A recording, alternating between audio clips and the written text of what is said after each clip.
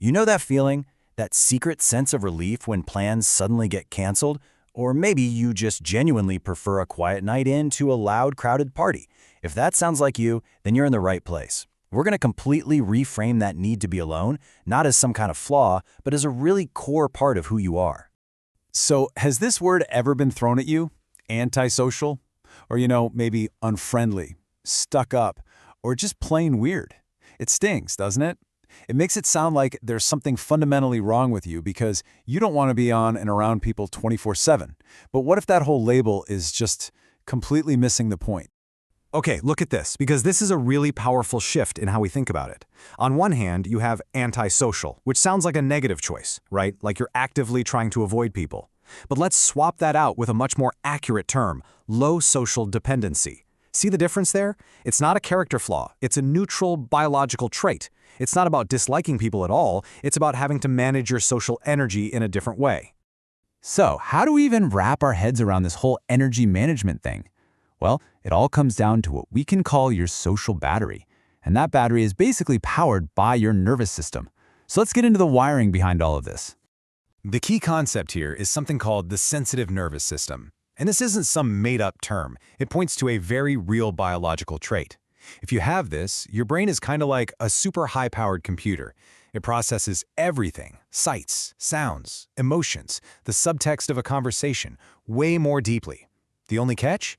In a busy social setting, you hit your processing limit and get overstimulated a whole lot faster than other people. And this chart just illustrates that difference so perfectly. Take a look. This is the social energy drain after just 1 hour of hanging out with people. Someone with a typical nervous system, they're still going strong at about 90%. But the person with a sensitive nervous system, wow, they've already burned through more than half their energy and they're down to 40%.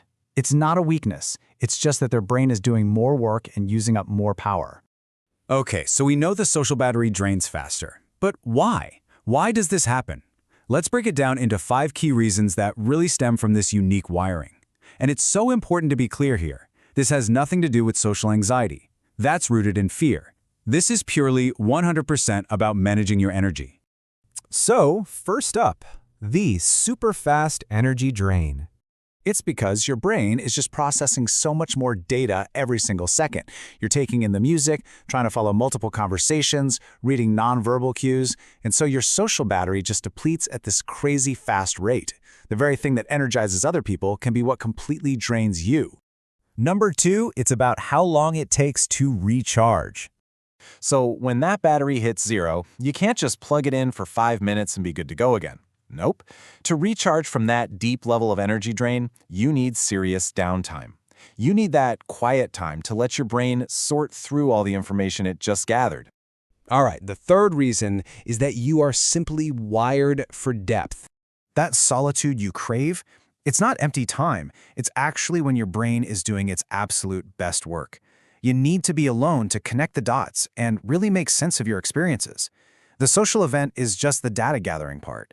The real insights, the real understanding, that happens in the quiet afterwards. Fourth, it's about being sensitive to your actual surroundings. Just think about a busy restaurant for a second. For other people, all that noise is just background buzz. But for you, it can feel like a full-on sensory assault. The loud music, the bright lights, conversations clashing. Your brain is registering all of it with a much higher intensity, which makes a quiet room feel like a necessary escape. And the fifth reason? Well, it's all about quality over quantity. Because your social energy is this precious, limited resource, you become really selective about how you spend it. Small talk feels exhausting because it costs a ton of energy for very little meaningful reward. You'd much rather invest that whole battery into one deep, real conversation than spread it thin over 10 shallow ones. So, when you put all these pieces together, we move from this place of feeling totally misunderstood to a place of real, genuine empowerment. It's about finally accepting your natural wiring and learning to work with it, instead of constantly fighting against it. I really want you to let this one sink in. Seriously. Your need for solitude is not a bug in your system that you need to fix. It is a feature. It's a sign that you have this powerful, deep processing brain that just happens to have different operating requirements. So what are the big takeaways here? First, your need to be alone is biological. It is not a personal failing. Second, Start thinking in terms of your social battery. Use it as a tool to manage your energy without judging yourself. And finally, let's change our language. You're not antisocial, you just have low social dependency. And so I'll just leave you with this question. Now that you have this new framework, this new user manual for your own operating system, how can you honor that unique wiring starting today?